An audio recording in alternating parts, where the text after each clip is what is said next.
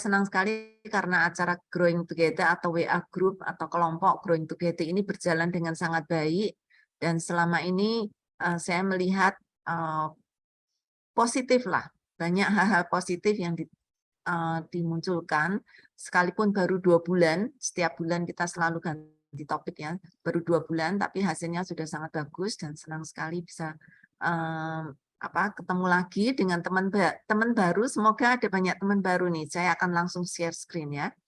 Semoga teman-teman baru juga boleh melihat lagi visi dan misi dari Growing Together ini. Ya,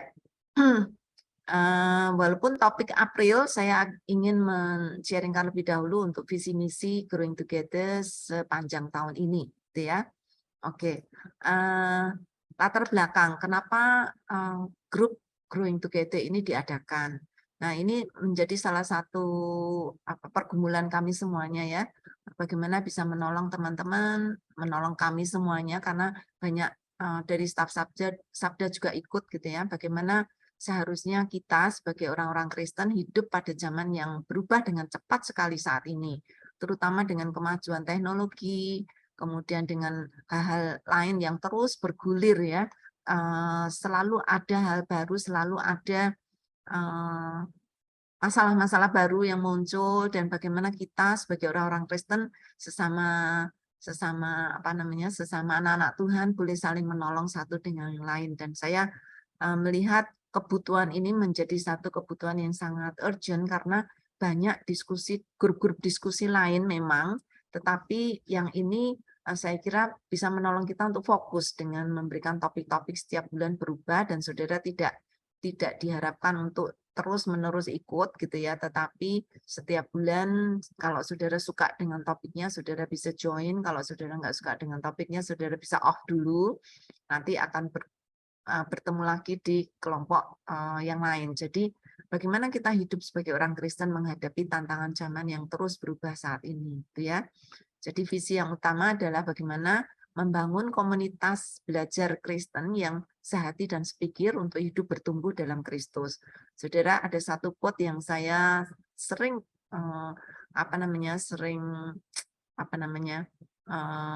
mengingatkan saya, yaitu stop learning, it means you stop growing. Jadi saudara, ini kelompok belajar, jadi tujuan kita adalah belajar bukan hanya bersekutu, tetapi belajar dengan orang-orang yang sehati sepikir untuk terus bertumbuh di dalam Kristus. Ya.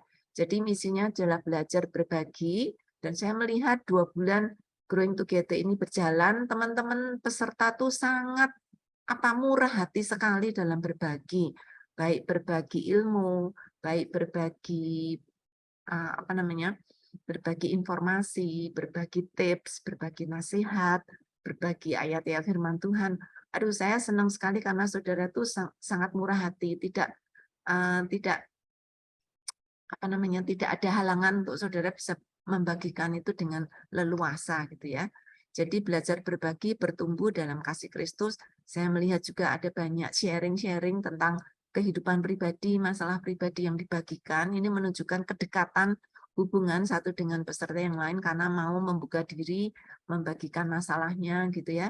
Dan kita mendiskusikan topik-topik yang relevan dengan kehidupan Kristen yang berpusatkan pada Kristus. Jadi bukan hanya sekedar topik yang relevan, tetapi bagaimana topik ini dibawa di dalam benang merah untuk melihat bagaimana Kristus, bagaimana Alkitab mengatakan hal ini gitu ya.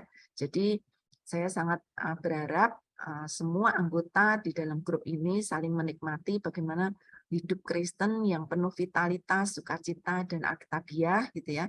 Jadi banyak orang Kristen yang kadang hanya suka hidup solitary. Saya kira hidup solitary itu bukan hidup prinsip alkitabiah ya, tetapi untuk waktu sementara mungkin gitu ya, tapi untuk jangka yang lama tidak. Kita tidak dipanggil untuk hidup solitary, tapi untuk hidup bersekutu dengan anggota Kristen atau anggota tubuh Kristus yang lain dengan penuh semangat gitu ya, bukan ngeluh saja atau bukan sering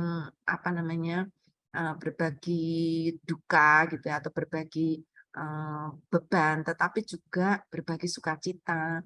Dan yang terutama adalah kita berbagi sukacita yang Alkitabiah, bukan karena kedagingan kita, tetapi karena firman Tuhan. Itu ya.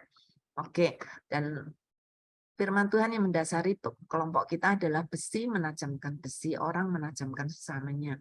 Saya sangat melihat berkat-berkat yang didapatkan dari kelompok Growing Together Februari dan juga Maret, dan betul-betul saudara itu saling menajamkan satu dengan yang lain sehingga saudara tambah pinter gitu ya. Semakin ke sini saudara semakin pinter. Kemarin saudara pinter dalam hal keuangan, dan saya yakin saudara dalam mengaplikasikannya masih perlu bergumul tentunya, tetapi saya sangat senang saudara sudah dibekali bersama dengan teman-teman yang lain, ya. Nah, saya akan memberikan evaluasi. Bulan lalu saya sudah memberikan evaluasi untuk Februari ya, saudara kalau mau boleh melihat rekaman sebelumnya, tetapi ini adalah evaluasi untuk diskusi Maret, ya. Ini evaluasi pelaksanaannya dulu. Peserta diskusi ada 62 orang dan ada 9 dari staf Sabda. Jadi jumlah semuanya adalah 71 peserta. Lumayan banyak dan tidak seperti Februari digabung menjadi satu grup. Kali ini dari evaluasi bulan Februari kita membaginya menjadi 2 grup supaya tidak terlalu banyak chatting yang harus dibaca gitu ya. Jadi 2 grup sangat bagus, proses diskusi sangat jauh lebih baik dibandingkan bulan yang lalu. Semua peserta bisa jauh lebih banyak berdiskusi dibandingkan semester yang lalu atau bulan yang lalu ya. Semua aktif berdiskusi bahkan sampai larut malam.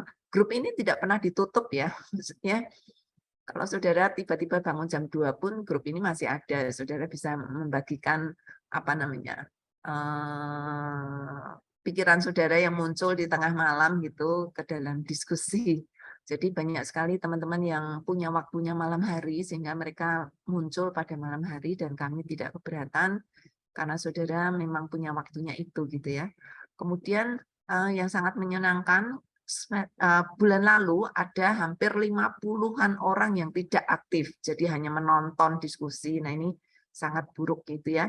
Tapi setelah dibagi menjadi 2, sekarang hampir semuanya peserta aktif berdiskusi kecuali 4 peserta saja yang tidak sama sekali tidak aktif berdiskusi. Jadi sangat menolong dengan 2 grup. Dan peserta yang saya tadi katakan sangat murah hati dalam berbagi info, berbagi nasihat. Benar-benar kemurahan hati saudara dinyatakan gitu ya dalam kehidupan saudara dalam grup ini. Dan juga karena kami membuka kesempatan melayani, ada tim fasilitator yang bukan staf Sabda. Jadi peserta sendiri ikut berbagi, menanggung beban, menanggung tugas-tugas yang ada, sehingga berdampingan dengan staf Sabda, kami mengundang fasilitator luar untuk menolong mengatur jalannya diskusi dan sudah sangat baik sekali. Jadi saya sangat mengucapkan terima kasih kepada para fasilitator, kalau nggak salah 6 orang ya fasilitator yang dari luar yang bukan dari staf Sabda yang sudah menolong. Terima kasih banyak. Kemudian pertanyaan-pertanyaan peserta menganggap sangat bagus pertanyaan diberikan dan sangat mempertajam diskusi. Kemudian peserta yang tidak aktif ternyata masih perlu juga dijapri, kadang-kadang tidak punya waktu atau ada kendala sehingga perlu disamperin, dan kami senang karena bisa menolong teman-teman mengingatkan untuk bisa aktif. Kemudian aplikasi diskusi pun bukan hanya sekedar berbagi informasi, tapi juga berbagi barang. Ada satu orang yang terbeban untuk membagikan laptop bekas kepada teman yang lain, dan yang lain sangat murah hati membagikan tips dan banyak hal-hal yang bagus yang bisa dibagikan. Dan ada usulan dari peserta mulai mungkin bulan depan, bulan ini, bulan April ini, kita akan berbagi rangkuman pada setiap subtopik. Jadi setiap akhir minggu selesai satu subtopik, mungkin kita akan berbagi rangkuman. Jadi ini membuka kesempatan pelayanan juga bagi teman-teman yang senang menulis. Ini bisa menolong dengan membuat rangkuman atau kesimpulan. Jadi bukan hanya staf Sabda saja ya.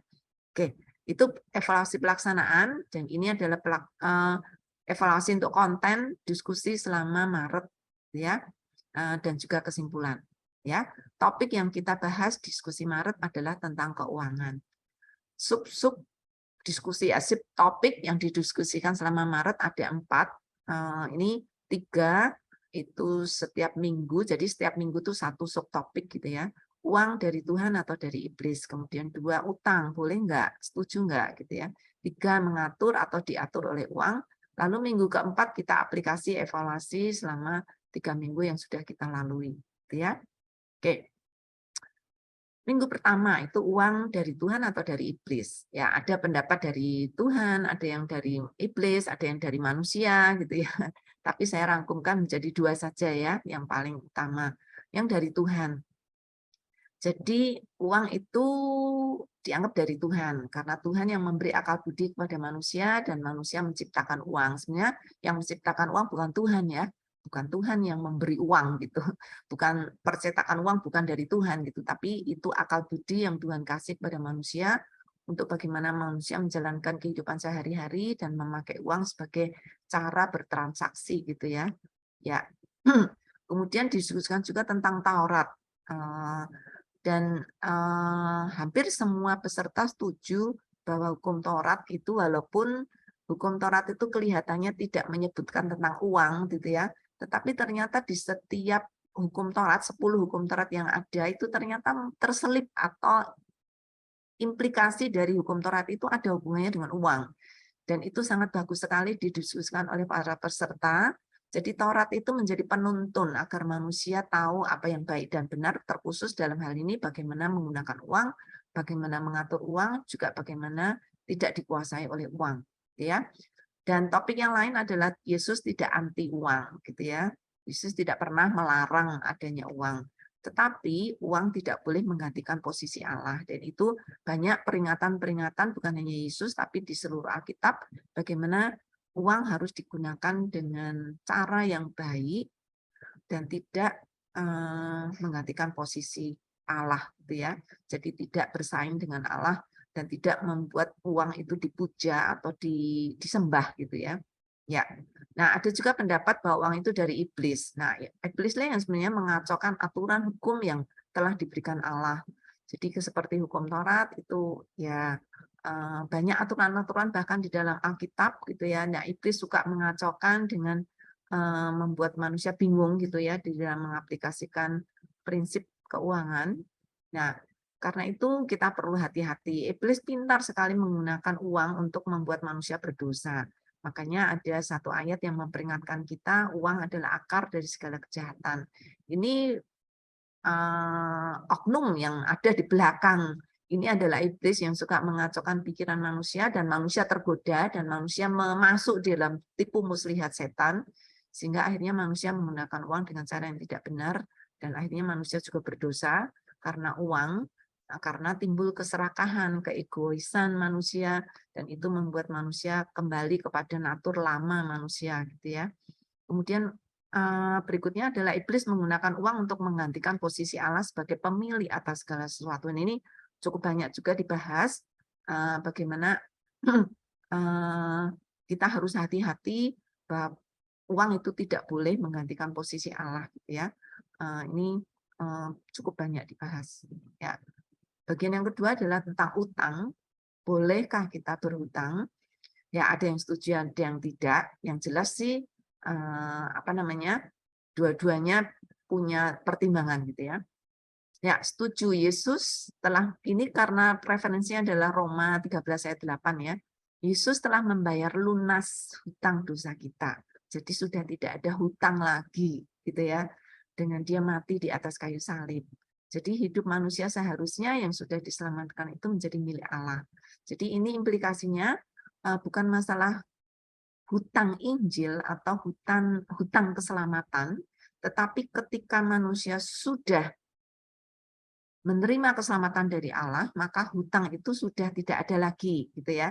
Kita sudah tidak berhutang lagi, dan itu adalah anugerah yang Tuhan berikan pada kita. Jadi marilah kita kembalikan hidup yang sudah dibayar oleh Tuhan itu untuk menjadi milik Allah. Ini menjadi prinsip ya di dalam kita berhutang, gitu ya. Nah, jadi di dalam aplikasinya hutang boleh, terutama untuk menjalankan bisnis, mengembangkan bisnis, atau untuk keperluan yang memang esensial, yang berupa investasi seperti apa namanya rumah gitu ya, atau kendaraan kalau kendaraan itu dipakai untuk bisnis gitu ya, tapi bukan untuk keserakahan. Jadi boleh hutang bukan untuk apa namanya, bukan untuk menggunakan semau kita dengan tidak bertanggung jawab ya. Kemudian berhutang juga ada kewajiban untuk mengembalikan dan itu yang harus diingat ya. Hutang boleh tapi ada kewajiban untuk mengembalikan. Kalau orang Jawa bilang tuh utang nggak boleh ngemplang gitu ya, tidak boleh apa namanya tidak mengembalikan. Nah, ada juga prinsip yang tidak setuju gitu bahwa kita tuh berhutang. Ya memang sebaiknya kita tidak hutang sih. Kalau hutang itu karena ada keperluan yang sangat mendesak sekali gitu ya. Nah, khususnya tidak boleh berhutang untuk hal-hal yang menghasilkan kenikmatan dunia atau keserakahan. Jadi untuk membeli barang-barang mewah, untuk membeli barang-barang yang tidak esensial, membeli barang-barang yang tidak menjadi kebutuhan utama gitu ya, hanya untuk kesenangan saja, ya sangat sangat tidak boleh gitu ya. Nah, jangan berhutang kepada rentenir dengan bunga yang mencekik. Ini banyak sekali sharing-sharing dari peserta bagaimana mereka pernah terlibat dengan hutang dan sulit sekali mengembalikan karena bunga yang sangat tinggi dan sangat mencekik. Padahal Alkitab sudah memperingatkan kita ya, tidak boleh menjadi rentenir dan juga tidak boleh berhutang kepada mereka gitu ya, karena itu apa namanya merupakan kejahatan jika orang yang tidak punya atau orang yang miskin atau orang yang sedang dalam kebutuhan itu dipinjemi uang tapi dengan bunga yang sangat tinggi. Itu merupakan larangan dari Alkitab ya. Kita tidak boleh menjadi rentenir dan tidak boleh berhutang dengan hutang yang nanti akhirnya mencekik diri sendiri gitu ya. Jadi pilihannya apa? Lebih baik bekerja keras, mencukupkan diri untuk hidup seadanya tanpa berhutang. Ini juga banyak nasihat yang diberikan oleh teman-teman ya. Mencukupkan diri, meneladani hidup Rasul Paulus gitu ya. Untuk bisa hidup benar-benar di dalam kekurangan, di dalam kelebihan, kita tetap hidup bertanggung jawab di hadapan Tuhan. Nah, bagian yang ketiga, kita diatur atau mengatur. Kita diatur uang atau kita mengatur uang. Ya, pilihannya adalah mengatur uang. Kita mengajarkan orang percaya untuk membuat budget rencana, termasuk dalam hal keuangan ya dengan bijaksana. Ini Alkitab sangat mendorong, gitu ya. Ada banyak ayat-ayat firman Tuhan yang dibagikan oleh teman-teman dan ada banyak tips juga dari teman-teman secara praktis, secara aplikasi bagaimana kita bisa mengatur keuangan kita, gitu ya. Saya sendiri mendapat berkat dari itu, gitu ya. Kemudian apakah kita diatur oleh uang? Nah, seringkali karena karena kurangnya pemasukan atau kurangnya uang yang kita miliki untuk kehidupan sehari-hari, sering kita akhirnya diatur oleh uang. Jadi uang sering habis untuk apa namanya untuk kebutuhan sehari-hari bahkan kurang gitu ya. Jadi kita akhirnya diatur oleh uang karena keterbatasan uang yang ada. Jadi untuk itu kita menjadi sulit untuk merencanakan keuangan gitu ya. Nah, ini pun ada banyak tips ya dari teman-teman bagaimana kita bisa mencukupkan diri dengan apa yang ada, bukan dengan apa yang tidak ada. Juga banyak godaan untuk memakai kembali uang yang sudah ditabung. Ini juga banyak sharing dari teman-teman bagaimana sebenarnya mereka tuh sudah menabung, tapi karena kebutuhan ini, kebutuhan itu, karena hal-hal yang mendesak, akhirnya uang yang sudah ditabung hanya dipakai kembali gitu ya. Jadi ini pilihan untuk kita ya, bagaimana kita bisa hidup bijaksana. Tetapi sayang sekali, bagaimana hidup keuangan dalam iman, artinya gini, kita memang beberapa dari kita atau sebagian dari kita tuh memang tidak bisa hidup dengan kelebihan gitu ya. Jadi hidup dengan pas-pasan dengan uang yang ada. Nah, bagaimana kita belajar hidup beriman di hadapan Tuhan. Nah, ini tidak banyak dibahas nih, sayang sekali gitu ya. Ini kesempatan yang sangat bagus bagaimana kita mengaplikasi iman kita di tengah keadaan keuangan yang tidak cukup itu kita tetap mengharapkan Tuhan yang mencukupi gitu ya. Kita tetap beriman, tidak gelisah, tidak khawatir dengan uang, karena kalau kita sudah mulai khawatir dengan uang, nah setan nanti akan masuk dan akan mengacaukan hidup kita gitu ya. Tapi bersyukur juga ada sharing-sharing dari teman-teman tentang bagaimana hidup hamba-hamba Tuhan yang hidup karena iman atau hidup dalam iman, bukan karena iman, hidup dalam iman sehingga mencukupkan diri dengan apa yang ada. Bahkan di tengah-tengah kebutuhan selalu ada saja Tuhan memberikan surprise, untuk dia bisa tetap menjalankan hidupnya. Gitu ya, itu sharing yang sangat menolong gitu ya. Jadi secara kesimpulan saya boleh simpulkan ada 3 prinsip yang sangat sangat penting sekali dalam 3 minggu kita mendiskusikan tentang keuangan ini. Yang pertama adalah penata layanan atau stewardship. Nah, ini kesadaran penuh dari teman-teman tuh sangat baik sekali. Tuhanlah pemilik semua yang kita miliki, ya, termasuk harta kita, uang kita, gitu ya. Jadi bukan hanya uang sebenarnya ya, tapi harta. Itu adalah Tuhan yang memiliki, Tuhan yang memberikan itu kepada kita. Jadi kita itu hanya sebagai manajer, sebagai pengatur saja, bukan pemilik. Jadi kita adalah steward untuk mengatur apa yang Tuhan titipkan kepada kita. Nah, ini merupakan satu prinsip yang saya kira kita semuanya harus terapkan ya. Jangan rasa kepemilikan terhadap uang itu begitu kental sehingga kita menjadi terikat dengan uang. Ingat, uang itu pemberian Tuhan dan Tuhan titipkan untuk kita kelola. Jadi untuk mereka yang punya banyak uang, jangan semena-mena punya banyak uang lalu hidup semaunya. Tuhan nanti akan meminta pertanggungan jawab dari kita. Juga mereka yang kekurangan uang, Tuhan juga yang akan mengaturnya dan mari kita hidup dengan iman untuk kita bisa mencukupkan diri dan selalu mengandalkan Tuhan di dalam setiap kebutuhan kita. Karena Tuhan sering memberikan kita surprise gitu ya. Ya. Oke, yang kedua adalah uang akar dari semua kejahatan. Nah, itu diingatkan terus ya. Ada peserta yang menganggap uang itu netral ya. Tetapi Alkitab banyak sekali memperingatkan tentang bahaya uang. Bahkan Allah disandingkan dengan mamon ya, Allah atau mamon. Ini bukti bahwa manusia sering lebih memuja uang daripada Allah. Nah, itu akhirnya menjadi kejahatan yang menjadi kekejian di hadapan Tuhan gitu ya. Jadi ini uang itu merupakan satu hal yang kelihatannya kecil, tapi itu bisa menguasai hidup kita. Jadi perlu berhati-hati. Jangan sampai karena uang kita melakukan kejahatan di hadapan Tuhan. Nah, prinsip yang paling utama yang disampaikan oleh para peserta adalah bagaimana kita mencintai Tuhan menjadi inti. Kalau kita hidup cinta Tuhan lebih dari segalanya, maka ini akan mengubah cara kita hidup, termasuk mengubah cara kita memaknai uang dan cara kita memakai uang. Nah, ini merupakan prinsip yang sangat baik. Banyak sekali ayat-ayat firman Tuhan yang bertebaran di dalam grup untuk mengingatkan kita bagaimana Tuhan harus menjadi hal yang utama. Kita harus mencintai Tuhan lebih dahulu, sehingga kita tahu bagaimana memperlakukan uang dengan cara Tuhan, dengan cara bijaksana. Gitu ya. Oke, teman-teman, panjang lebar, semoga ini menggantikan rangkuman dan kesimpulan yang kemarin tidak disampaikan di dalam setiap subtopik, dan ini adalah rangkuman kesimpulan. Nah, sekarang kita akan masuk ke April. Nah, ini banyak kontroversi nih. Kenapa judulnya kok kopi? Beberapa orang sudah sharing ke saya nggak suka kopi, saya nggak akan ikut diskusi ini loh, jangan cepet-cepet. Ini kopinya pakai tanda kutip Bapak Ibu, jadi bukan masalah kopi, bukan melulu karena kopi gitu ya. Ini kopi hanya sebagai simbol saja. Jadi teman-teman yang tidak bergabung karena masalah kopi, ayo silakan dengerin ini baik-baik supaya saudara tidak hanya karena kopi gitu ya, tidak ikut diskusi, sayang banget gitu ya. Oke. Nah, kopi ini hanya lambang, simbol dari hidup modern. Saudara kalau lihat ya, saya kira bukan hanya di Solo ya, di Solo itu menjamur tempat-tempat kafe kopi gitu ya.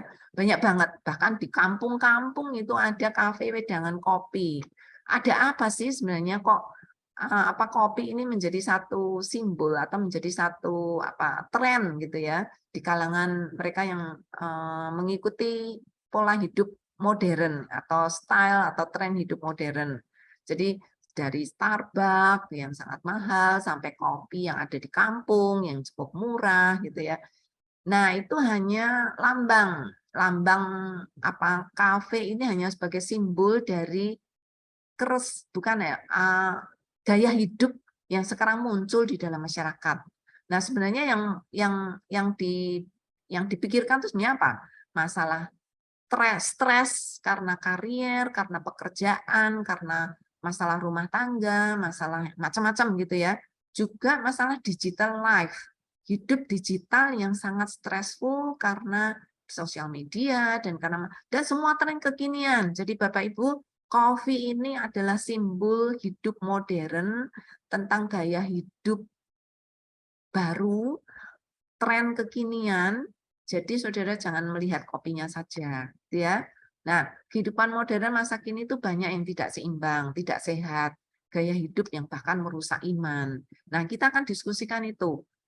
Gaya hidup kita ini sudah ikut terbawa arus atau kita bisa stand, kita bisa berdiri tegak melawan arus yang sedang berjalan. Nah, ini yang perlu kita diskusikan bersama ya. Perkembangan media sosial dan tren digital dan kekinian memunculkan banyak jenis kecanduan, bukan hanya kopi saja gitu ya. Pergi ke kopi, walaupun tidak ngopi, pergi ke tempat kafe itu juga merupakan satu kecanduan. Kalau nggak pergi ke kafe itu kok kayak rasanya kurang afdol. Aduh, kok kayak saya orang yang jadul gitu ya. Harus pergi ke tempat kafe walaupun tidak minum kopi, tetapi pergi ke sana nongkrong berjam-jam, habiskan banyak waktu untuk ngapain saya nggak tahu gitu ya. Tapi itu merupakan satu kayak panggilan yang tanpa sadar, itu panggilan gaya hidup modern. Jadi perasaan-perasaan ini menjauhkan kita dari hidup sehat, baik itu rohani, mental, jasmani, gitu ya. Jadi saudara silahkan ikut banyak hal yang akan kita diskusikan. Isu-isu tentang kopi, tentang gaya hidup modern itu memang kelihatan ringan ya. Kita jalani setiap hari yang kayak gini ya sudahlah ngikut gitu ya. Tapi ternyata itu sangat mempengaruhi hidup anak-anak Tuhan. Nah, bagaimana kita harus menghadapi gaya hidup yang ada di sekitar kita tanpa kita terhanyut di dalamnya. Atau bahkan lebih lagi kita maju lebih satu langkah, bagaimana kita menguasai tren hidup modern itu dibalik untuk ditebus untuk memenangkan jiwa. Nah, itu tantangan bagi kita semuanya ya. Bagaimana kita hidup orang Kristen itu tampil beda di tengah tren-tren modern yang sekarang ini ada. Nah, itu yang akan kita diskusikan Bapak Ibu. Subtopiknya cukup banyak, jadi coffee dan stres, coffee tanda kutip ya, gaya hidup nih Mas ya. Gaya hidup dan stres, gaya hidup dan kesehatan, gaya hidup dan kurang tidur, gaya hidup dan anak muda, kemudian ada FOMO, ada NOMO, ada FOBO. Ini istilah-istilah yang saudara kalau nggak ngerti ikutlah join jadi supaya tahu itu apa gitu ya. Kemudian topik tentang hidup instan, globalisasi. Nah, ini topik-topik yang sangat trendy, sangat relevan dengan kehidupan Kristen Bapak Ibu, bukan kopinya ya, tetapi gaya hidup yang saya kira akan menolong teman-teman semua bisa berkumpul bareng-bareng. Mungkin tidak ada jawaban jawaban yang paling benar tidak, tetapi ini kan dibungkus dengan satu konteks ya, konteks gaya hidup. Nah, saudara silakan saudara bergabung join dengan kami untuk menghadapi gaya hidup baru yang sering kita tidak sadar ikut tenggelam di dalamnya. Gitu ya, teman-teman? Iya. Oke. Saya kira saya sampai di sini. Saya akan berikan berikutnya ke Nikos untuk melanjutkan. Teman-teman yang sekarang mulai berubah pikiran dan akan bergabung, silakan cepat-cepat mendaftar. Teman-teman admin silakan share link pendaftarannya untuk bisa mendaftar, gitu ya. Oke, selanjutnya saya serahkan ke Nikos. Oke, terima kasih Bu Yulia sudah menyampaikan evaluasi lalu juga rangkuman tadi sekaligus pengarahan untuk konten dari topik dari April, dan ini juga ada beberapa tanggapan Bu. Jadi ada Kak Kirson Toreh, makin sip dengan adanya rangkuman seperti ini, keren. Oke, lalu juga ada Bu Selviana Yumame, thanks banget, kesimpulan singkat namun maknanya dalam. Lalu juga topik yang sangat menarik dan penting untuk dipahami. Ya, itu tadi untuk yang April ya. Oke, kita akan masuk ke teknis diskusi untuk Growing Together Coffee dan Kecanduan.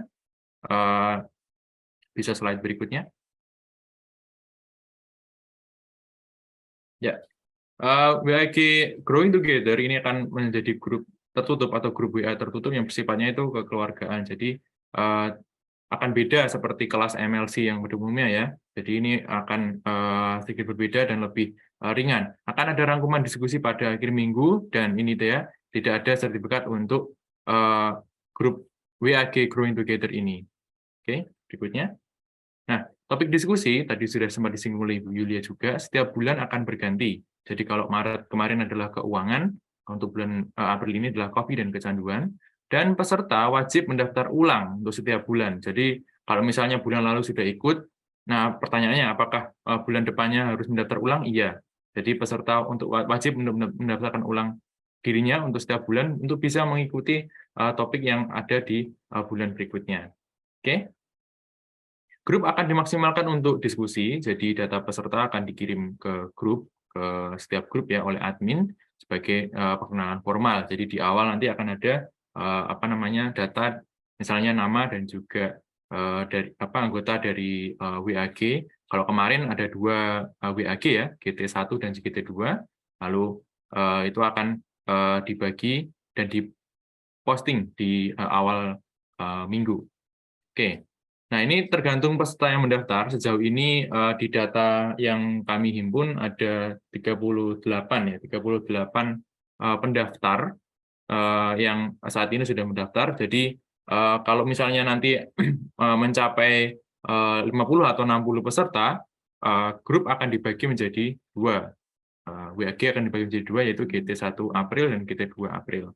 Jadi silakan bagi rekan-rekan yang ingin membagikan brosurnya, lalu mengajak rekan-rekannya lain. Semalam tadi Pak Mudra kalau nggak salah di MLC juga ingin membagikan brosurnya untuk WAG Growing Together April ini ke teman-teman supaya bisa ikut. Oke, berikutnya. Nah, untuk yang akan bertugas atau menjadi penanggung jawab ini untuk divisi komunitas di YELSA, lalu tim admin, fasilitator, dan untuk peserta, jadi admin ataupun fasilitator itu tidak hanya menjadi fasilitator, tapi sekaligus menjadi peserta. Jadi kami juga ikut dalam diskusi, ikut berbagi, ikut sharing, dan juga seperti judulnya, yaitu growing together ya, bertumbuh bersama-sama. Jadi bertumbuh bersama dengan rekan-rekan semuanya. Jadi itu yang menjadi yang ditekankan, garis bawahi untuk fasilitator. Lalu ini dia untuk yang fasilitator akan membagikan bahan referensi untuk dibaca dan dipelajari bersama, dan peserta juga boleh untuk mengusulkan referensi lainnya dengan cara bisa mengirimkannya terlebih dahulu ke fasilitator yang bertugas. Oke? Ya, untuk yang berikutnya adalah mengirimkan juga untuk pertanyaan, jadi selain referensi bahan, tapi juga pertanyaan untuk diskusi. Tadi ada 9 subtopik, dan di dalam subtopik tersebut akan ada pertanyaan-pertanyaan untuk memandu kita untuk didiskusikan. Nah, referensi dan pertanyaan untuk yang akan memulai untuk minggu yang pertama, maksudnya untuk memulai awal minggu, akan dikirimkan pada minggu malam, dan akan diingatkan kembali di hari Seninnya. Oke? Nah, peserta berdiskusi dengan memberikan pertanyaan, bisa tanggapan dan referensi terkait topik, ataupun menanggapi jawaban, opini, pendapat dari rekan-rekannya seputar subtopik diskusi yang sedang dibahas saat itu. Jadi misalnya tadi tentang COVID dan stres misalnya. Jadi seputar subtopik tersebut, lalu ada pertanyaan, ada juga tanggapan dari rekan-rekan lainnya, silahkan menanggapi, silahkan memberikan pendapatnya, dan silahkan berdiskusi di situ. Nah, diskusi akan berlangsung selama 3 minggu, yang akan dimulai pada tanggal 10, setelah kita selesai untuk memperingati Jumat Agung dan juga merayakan Paskah. Lalu juga aplikasi dan pelajaran bisa dibahas dalam pertanyaan-pertanyaan yang ada. Jadi nanti silakan memberikan aplikasinya di dalam setiap kita diskusi untuk masing-masing subtopiknya ataupun pertanyaan yang ada di dalam subtopik tersebut. Nah, setiap hari akan ada pertanyaan terkait subtopik yang dibahas.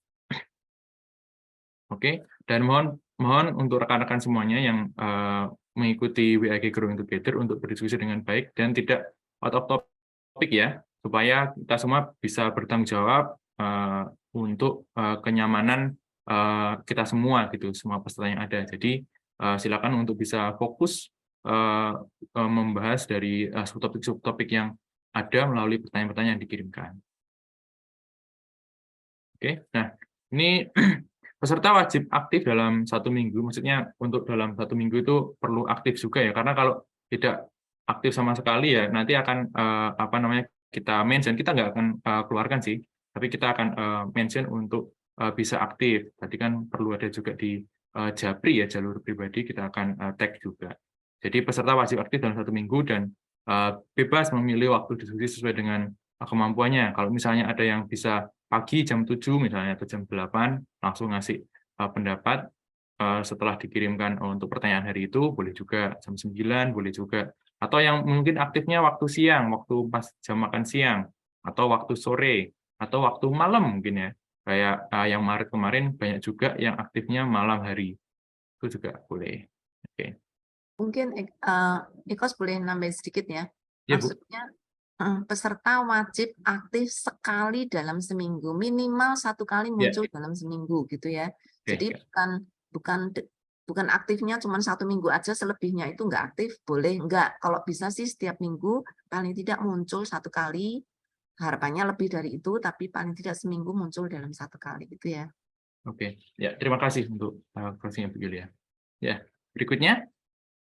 Nah, untuk peserta yang kurang aktif, ini tadi ya, admin atau fasilitator yang bertanggung jawab akan memberikan reminder atau juga melakukan tag di BAG tempat yang teman-teman yang bergabung gitu ya, untuk bisa bergabung dalam diskusi.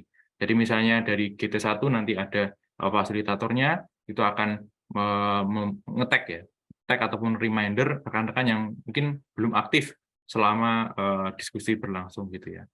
Lalu juga akan PM, private message, reminder ke rekan-rekan yang belum aktif juga untuk bisa ikut bergabung dalam diskusi. Oke. Peserta harus berkomitmen untuk bertumbuh bersama. Ini kami, fasilitator, juga hitungannya peserta, jadi juga mempunyai komitmen untuk bertumbuh bersama dan juga saling mendukung untuk menghidupkan dinamika diskusi dalam WAG ini. Jadi apa namanya, kita semua bertanggung jawab untuk bisa menghidupkan dinamika diskusi. Jadi saling memberikan opini, pendapat, saling juga memberikan sharing, lalu juga kemarin ada tips yang bisa dibagikan untuk memberkati teman-teman yang ada di dalam grup, juga adalah menjadi komitmen kita semua. Jadi semuanya aktif, tidak ada misalnya fasilitator harus seperti ini dan seperti ini. Memang ada tugasnya fasilitator sendiri, tapi tetap hitungannya adalah peserta untuk bisa bertumbuh bersama. Nah, hari Sabtu tidak akan ada fasilitator piket. Jadi hari Sabtu itu kita akan tidak ada fasilitator yang piket, tetapi grup tidak akan ditutup. Nah, kita hanya akan menutup, maksudnya menutup itu menjadikan satu arah ya. Itu hanya di hari Minggu saja supaya kita fokus untuk bisa beribadah. Makanya itu kita memulainya setelah masa Paskah. Oke. Nah, setelah diskusi untuk topik berakhir, topik bulan itu ya maksudnya, WAG akan ditutup dan untuk mengikuti topik di bulan berikutnya, peserta harus mendaftar ulang. Jadi peserta yang tidak mendaftar ulang tidak akan bisa mengikuti untuk WAG pada bulan tersebut. Oke. Nah, kalau misalnya ingin bertanya lebih lanjut dan juga mungkin ingin minta brosurnya atau apa, bisa langsung menghubungi kami di WA 0821 3313 3315 atau melalui email kusuma@incraft.net dan melalui grup WhatsApp Growing Together April. Oke. Ya. Nah, ini dia untuk kesempatan melayani yang tadi sempat disinggung juga oleh Ibu Yulia, yang mana bulan lalu kami juga membuka kesempatan melayani sebagai fasilitator. Nah, untuk bulan April ini, next ada 2 kesempatan melayani, yaitu menjadi fasilitator grup Growing Together April sekali dan juga menjadi perangkum diskusi grup di GT April. Oke. Nah, untuk yang fasilitator, tugasnya seperti apa saja? Yang pertama menyapa dan menyambut peserta di setiap harinya, lalu juga memposting pertanyaan dan memberikan pertanyaan pengembangan. Lalu juga memperhatikan flow diskusi, dan ini juga bekerja sama dengan fasilitator partner ya. Jadi nanti akan ada fasilitator partner, fasilitator dari Sabda, yang juga akan menjadi rekan kerja atau rekan fasilitator bagi teman-teman yang tergerak untuk bisa mengambil kesempatan melayani ini.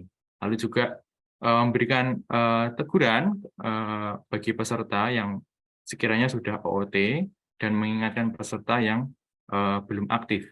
Nah, meskipun sebagai fasilitator tetap ikut berbagi pendapat atau menanggapi jawaban dari peserta atau opini dari peserta. Nah, fasilitator yang mungkin mengalami kendala dalam menjalankan tugas harus segera melapor ke admin, dalam hal ini Kak Mei, atau ke fasilitator rekan fasilitator partnernya juga bisa. Nah, untuk yang perangkum diskusi, boleh nambahkan sedikit nih, Kos. Teman-teman yang menjadi fasilitator itu bukan selama 3 minggu ya. Jadi untuk 1 minggu saja. Jadi kita bergantian. Ini mungkin perlu ditambahkan nanti di panduan ya. Jadi saudara hanya punya tugas menyapa peserta itu setiap hari hanya dalam 1 minggu saja, tidak 1 bulan. Ya. Dan yang kedua, memosting pertanyaan sudah dibuat. Jadi saudara tidak perlu membuat pertanyaan, hanya memposting saja. Jadi pertanyaan dan pertanyaan pengembangan itu nanti akan kami yang membuatkan. Jadi saudara hanya memposting saja. Sudah dibuatkan. Ya, itu aja nih, Kos. Ya. Terima kasih. Berikutnya terkait merangkum tugas untuk perangkum diskusi grup, bisa memperhatikan jalannya diskusi dan pertanyaan-pertanyaan yang sedang didiskusikan. Jadi memperhatikan flow juga ya. Lalu mengumpulkan pendapat atau sharing atau jawaban dari para peserta dan merangkum dari sharing yang ada.